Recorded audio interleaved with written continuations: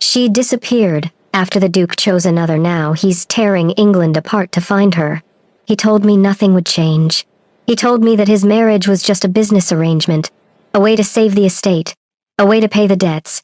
He told me that I would always be his companion, his confidant, his best friend. He thought he could marry another woman for money and keep me in the shadows for love. But the Duke of Blackwood made a fatal calculation. He forgot that a woman's heart is not a ledger to be balanced. He forgot that I am not a piece of furniture in his grand house.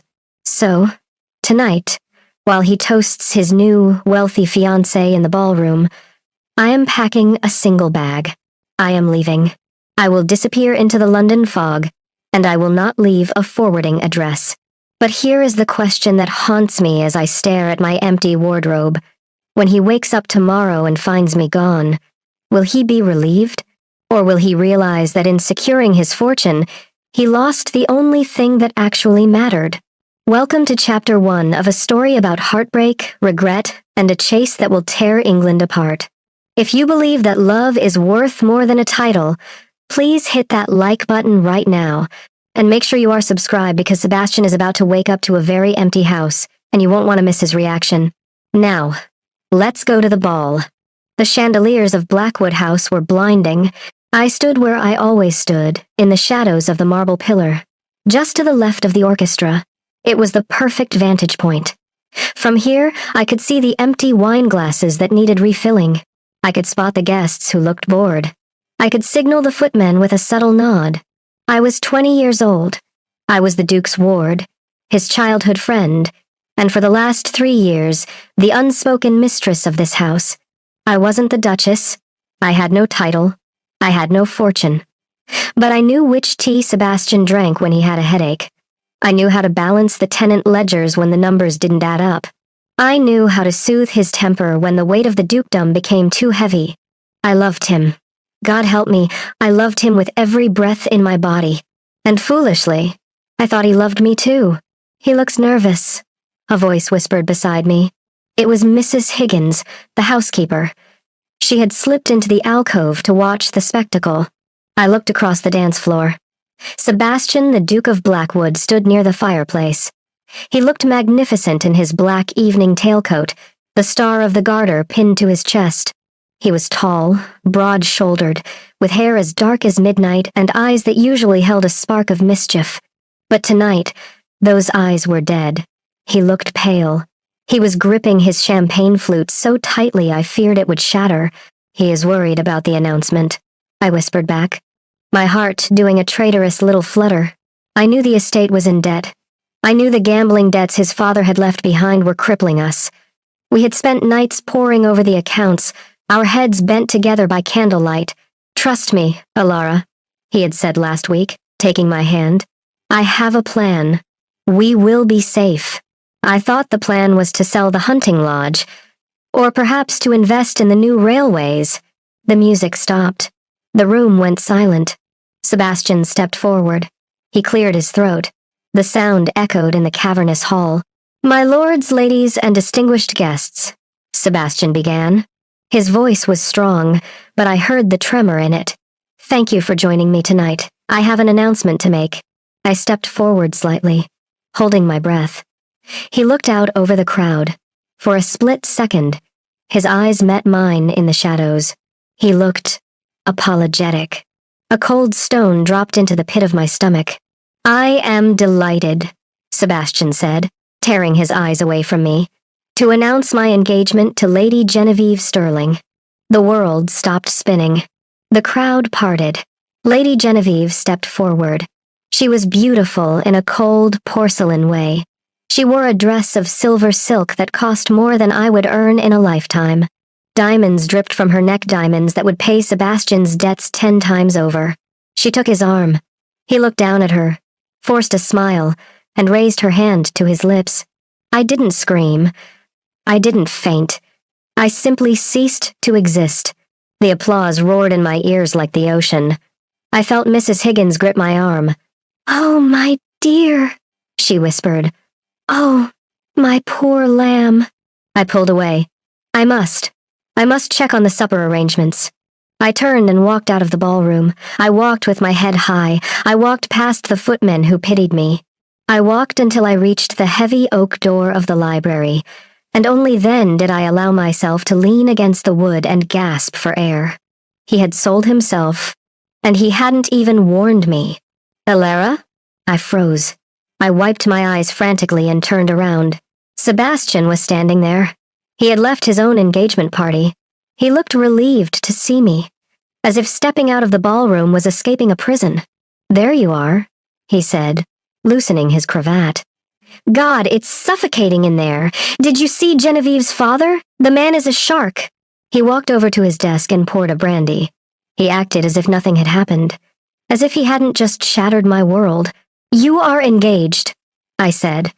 My voice sounded hollow, like it was coming from a ghost. Sebastian paused. He took a sip of brandy and turned to me. Yes, it was the only way, Elara. The Sterlings have a shipping fortune. The dowry alone clears the debts immediately. The estate is saved. He smiled at me, expecting praise, expecting me to be the practical, efficient Elara who balanced the books. You love her? I asked. Sebastian laughed. It was a harsh, dry sound. Love? Elara, be serious. I barely know her. She is suitable. She is rich. She understands the arrangement. He walked toward me, his expression softening. He reached out to touch my shoulder. I did this for us, Elara. I flinched away from his touch. For us? Yes, to save Blackwood, to save your home. He looked confused by my reaction. Nothing has to change, Elara. Genevieve will be the Duchess, yes. She will host the parties and wear the jewels. But you are my companion. You will still run the household. You will still work with me in the study. You will still be here. I stared at him. The horror of what he was suggesting washed over me. You want me to stay? I whispered.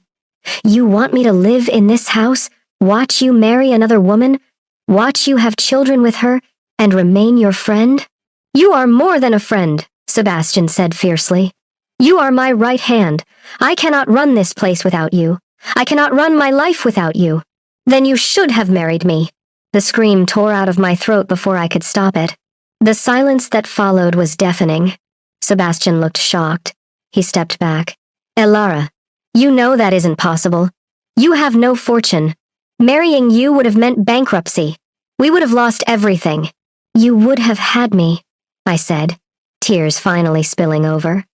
And I would have worked myself to the bone for you. I would have lived in a cottage. I would have lived in a hovel, Sebastian, as long as I was yours. He looked pained. He ran a hand through his dark hair. You are being emotional. You are tired. I am not tired, I said, my voice shaking. I am awake for the first time in years. Listen to me, he said, his voice taking on that commanding ducal tone. This is a shock. I understand. Go to bed, Elara. We will discuss the new household arrangements in the morning. Genevieve will want to review the staff list with you. He turned back to his desk. He dismissed me. Just like that. Go to bed, Elara, he repeated. Everything will look better in the morning. I looked at his back. I looked at the man I had worshipped since I was a penniless orphan of 10. He didn't see me. He saw a prop. He saw a useful tool that he could keep on a shelf, dusting me off whenever he needed comfort, while he gave his name and his life to someone else. Yes, Your Grace, I whispered. Goodbye. He didn't turn around. Good night, Elara. I walked out of the library. I climbed the servants' stairs to my small room in the attic. I didn't go to bed. I pulled my battered leather suitcase from under the bed. I packed my 2 plain gray dresses. I packed my mother's Bible. I packed the shawl I had knitted myself. I looked at the vanity. Sitting there was a small silver ring. It wasn't a diamond. It was a trinket Sebastian had won at a fair when we were teenagers. He had given it to me with a laugh, saying, "With this ring, I thee protect." I had worn it on a chain around my neck every day for 6 years. I took it off. I placed it gently on the center of my pillow. I didn't write a note. What was there to say? He had made his choice. Now, I was making mine. I put on my cloak and my bonnet. I blew out the candle. The house was quiet now. The ball was ending. The guests were leaving. I slipped down the back stairs, my heart pounding against my ribs. I moved through the scullery, past the sleeping kitchen maids, and unlocked the tradesman's door. The London night greeted me. It was cold, damp, and smelled of coal smoke. A thick fog had rolled in off the Thames, swallowing the street lamps. It was perfect. I stepped out into the dark. I didn't look back at the towering silhouette of Blackwood House. If I looked back, I would crumble. I walked into the mist. Sebastian thought everything would look better in the morning. But when morning comes, he will find the ring on the pillow. He will find the ledgers closed. And he will find that the silence in the house is louder than any scream. I am gone.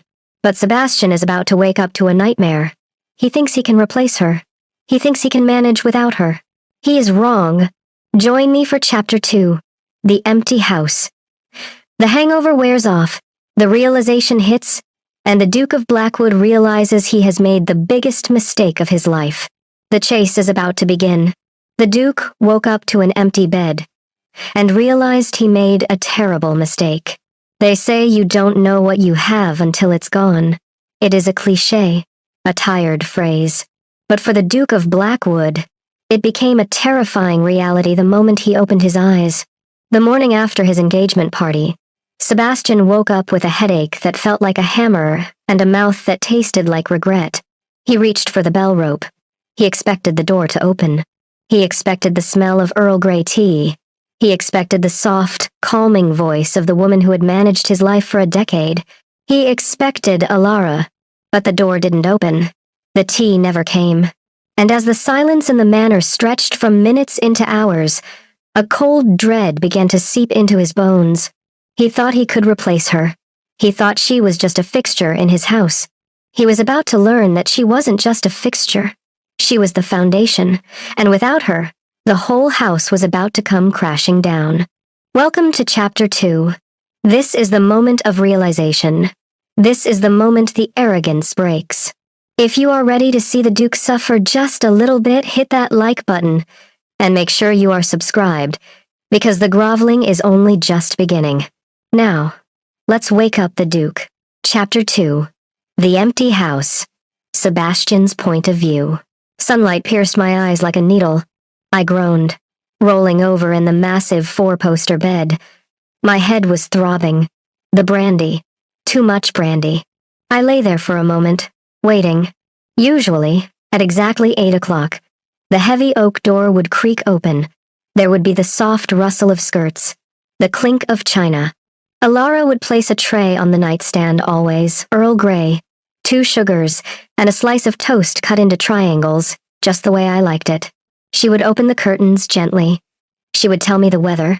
She would read me my schedule for the day in that calm, melodic voice that always settled my nerves. I waited. The clock on the mantelpiece ticked. Badinschewufen. I frowned. Alara was never late. In 10 years, she had never been late.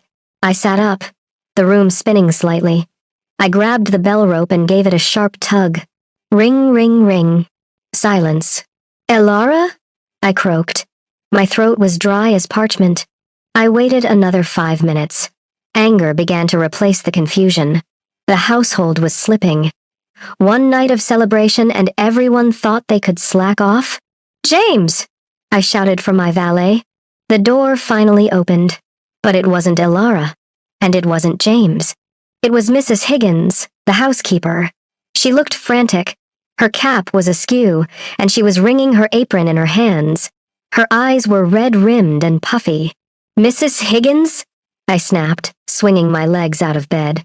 Where is my tea? Where is Alara? I have a meeting with the estate manager at 9. Mrs. Higgins didn't curtsy. She didn't apologize. She just looked at me with a mixture of pity and accusation that I had never seen on a servant's face before. She isn't answering, Your Grace, Mrs. Higgins whispered. Who isn't answering? Miss Alara. I knocked on her door. I called her name. It's silent, Your Grace. A cold chill, sharper than the winter draft, hit the back of my neck. Is she ill? I asked, standing up too quickly. The room tilted. Did she take ill after the party? I don't know, sir. The door. It's unlocked, but I didn't dare go in. I didn't wait for my valet. I didn't put on my dressing gown. I walked out of my room in my shirt and trousers, barefoot on the cold corridor floor. I walked past the grand guest suites. I walked past the library. I climbed the narrow wooden stairs to the upper floor where the family rooms used to be, where Elara had slept since she was a child. I reached her door. Elara? I called out. Silence. I pushed the door open. The room was freezing. The window had been left open a crack, letting in the damp London fog. But it wasn't the cold that stopped my heart. It was the emptiness. The room had been stripped. The silver hairbrush that usually sat on the vanity? Gone. The stack of books she always kept by the bedside? Gone. The small painting of her parents? Gone. The wardrobe doors stood open, revealing empty hangers that rattled in the draft. She hadn't just gone out. She hadn't gone to the market. No, I whispered. No, no, no. I walked into the room. It felt dead. It felt like a tomb. I looked at the bed. The sheets were perfectly smooth, unslept in. And there, right in the center of the white pillow, sat a small object. I reached out, my hand shaking uncontrollably. I picked it up. It was the silver ring. The cheap, tarnished ring I had won for her at the village fair when I was 18 and she was 10. She had cried because she'd scraped her knee, and I had given it to her and promised to always protect her. She had worn this ring every single day. She twisted it when she was nervous. She polished it when she was thinking. It was part of her, and she had left it behind. It was a message clearer than any letter. You broke your promise, so I am breaking the bond. I squeezed the ring in my fist until the metal bit into my palm. She's gone, I said aloud. The words sounded impossible. She actually left. I was pulled from my shock by the sounds of chaos erupting on the ground floor. I shoved the ring into my pocket and ran downstairs. The scene in the dining room was a disaster. The table wasn't set. A footman was sweeping up a broken tureen. The breakfast buffet was cold. And standing in the center of the whirlwind, looking utterly displeased, was Lady Genevieve. She was dressed in a crisp, expensive morning gown, holding a handkerchief to her nose as if the house smelled offensive. "Sebastian!" she exclaimed when she saw me. "Finally! I have been here for 20 minutes and no one has offered me coffee. Your staff is incompetent. I tried to find that little companion of yours, what is her name? Elena? Elara? To complain. But she is missing." I walked into the room. The servants froze. They looked terrified. Not of me, but of the situation. "Elara is not here," I said, my voice low. "Clearly," Genevieve huffed. "Well, it's just as well. I wanted to speak to you about her." She walked over to the sideboard and picked up a ledger, Elara's household ledger. "I took a look at this," Genevieve said, flipping the pages carelessly. "Her handwriting is atrocious, and the way she runs this house, it's so provincial, quaint. Now that we are engaged, I intend to bring in my own steward. We need to modernize, Sebastian." She tossed the ledger back onto the table.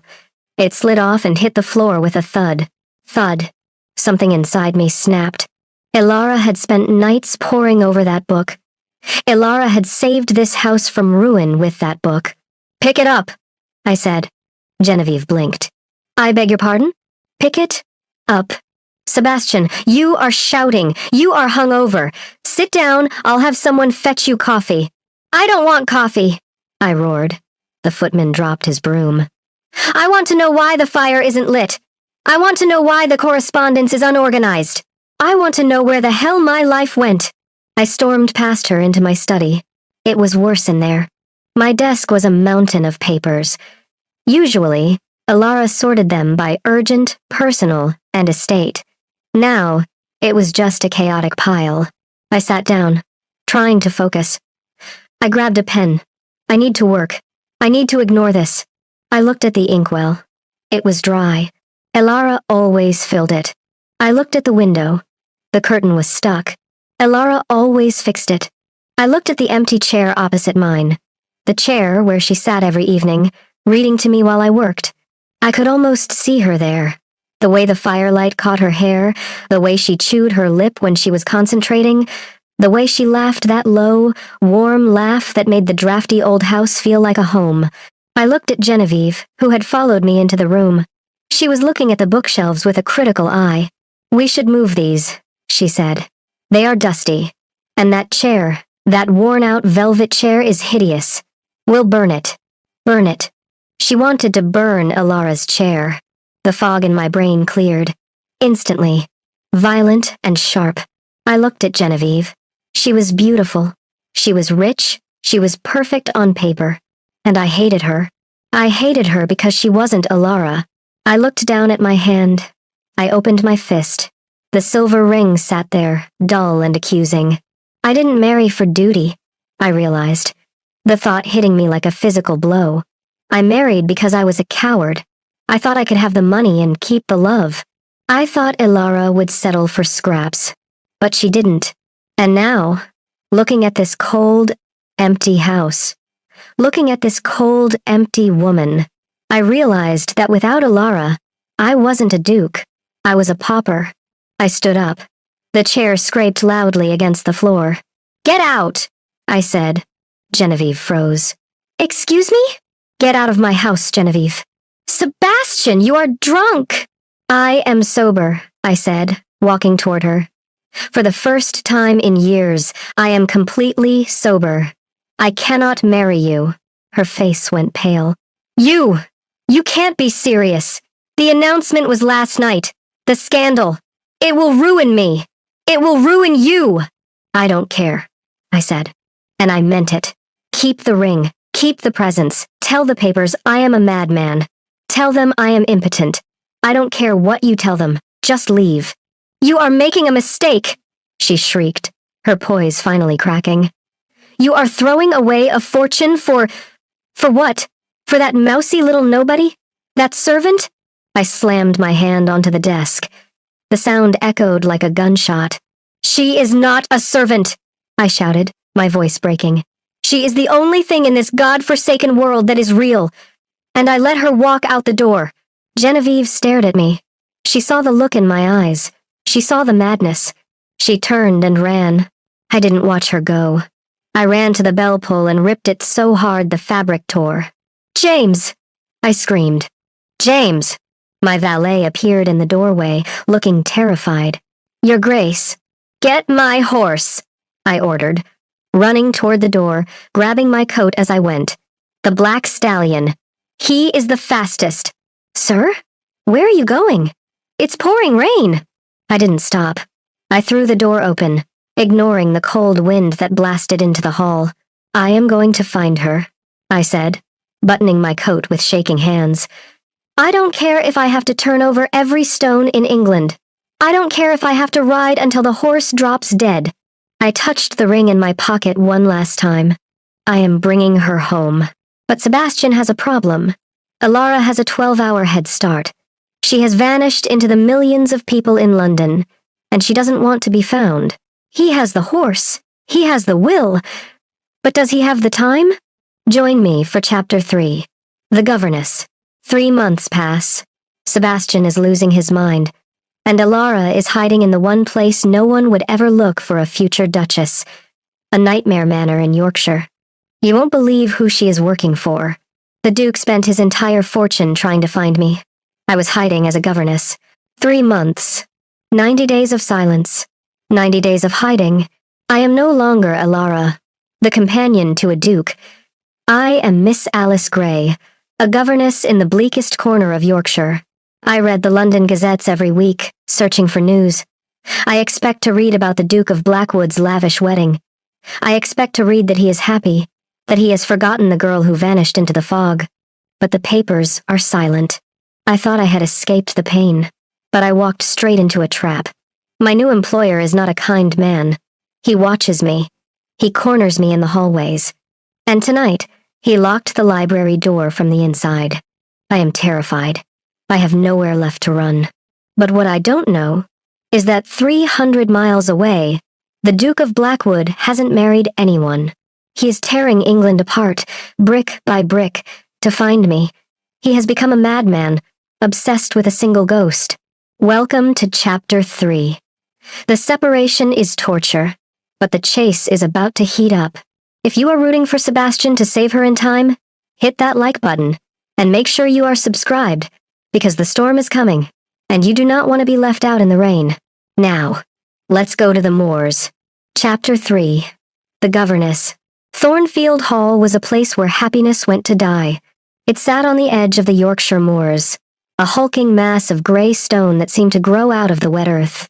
The wind never stopped screaming here.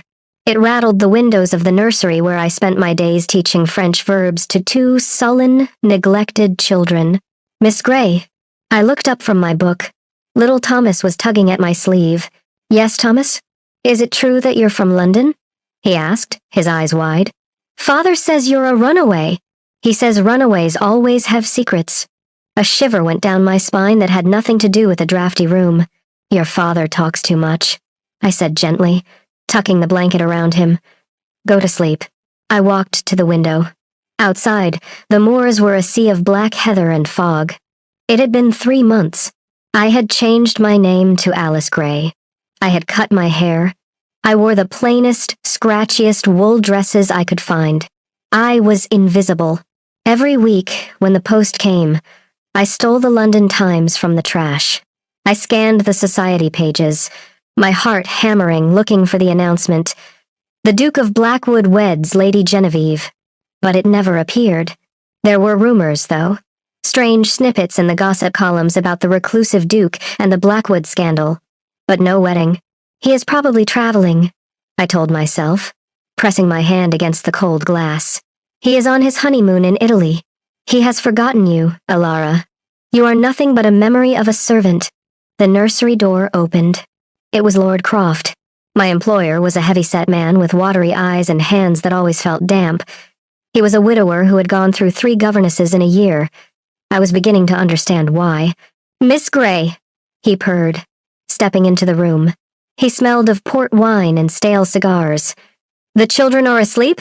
Yes, my lord, I said, moving behind the heavy oak table. I always kept furniture between us. Is there something you require? I was lonely downstairs, he said, taking a step closer. His eyes raked over my plain dress as if I were wearing silk. It is a cold night. I thought perhaps you would join me for a glass of sherry in the library to discuss your wages. I am quite tired, my lord, I said, my voice steady despite the fear rising in my throat. And it would be improper. He laughed. It was a wet, unpleasant sound. Improper? He sneered.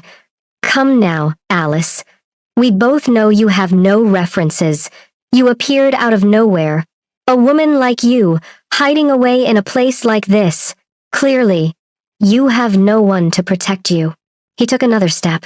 He trapped me against the window. You have nowhere to go, he whispered, reaching out to touch a lock of my hair. So why not be nice to me? I can make your life very comfortable. I flinched away, my back hitting the cold glass. Please, my lord, do not. He smiled, a predatory glint in his eyes. Think about it, Miss Gray. The winter is coming. It would be a shame if you found yourself on the street. He turned and walked out, leaving the door open. I sank to the floor, wrapping my arms around myself. He was right. I had no money. I had no references.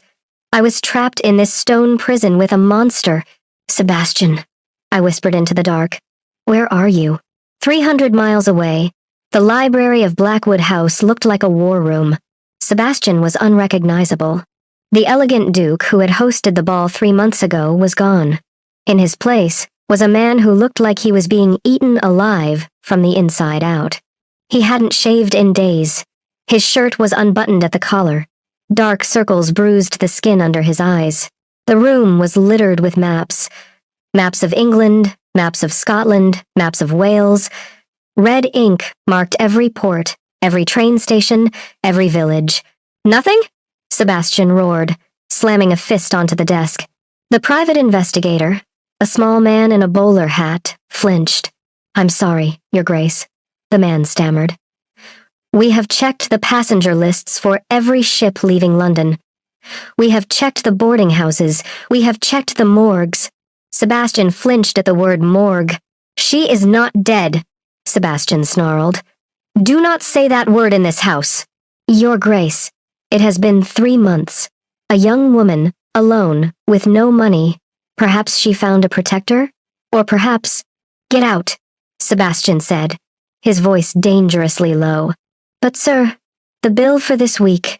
You have already spent a fortune. I said get out, Sebastian shouted, throwing a heavy glass paperweight at the wall. It shattered, leaving a dent in the plaster. The investigator grabbed his hat and fled. Sebastian collapsed into his chair. He put his head in his hands. Elara, he groaned. The house was killing him. Every corner held a memory. The chair where she used to read. The ledger where she wrote her notes. The phantom scent of her vanilla perfume that seemed to linger in the hallways. He had broken the engagement with Genevieve the same morning Elara left. The scandal had been immense. The Ton called him the Mad Duke. They said he had lost his mind. And they were right. He had. He couldn't sleep. He couldn't eat.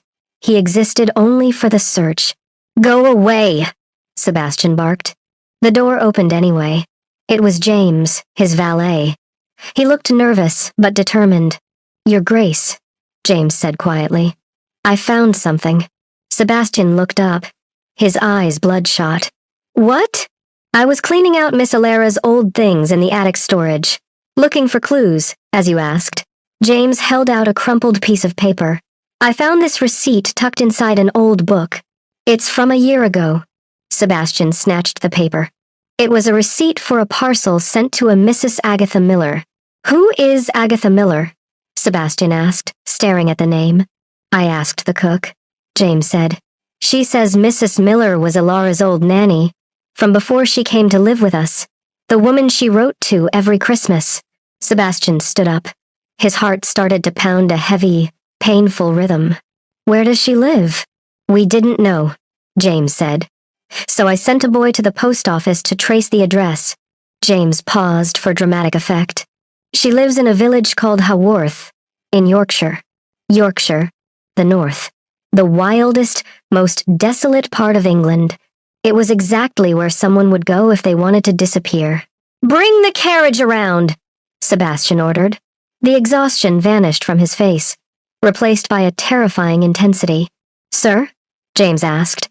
It is late, and Haworth is days away. Should we not wait for morning? Sebastian walked to the map on the wall. He traced the line to Yorkshire with a trembling finger. No, Sebastian said. We leave now. But the horses, sir. I don't care about the horses!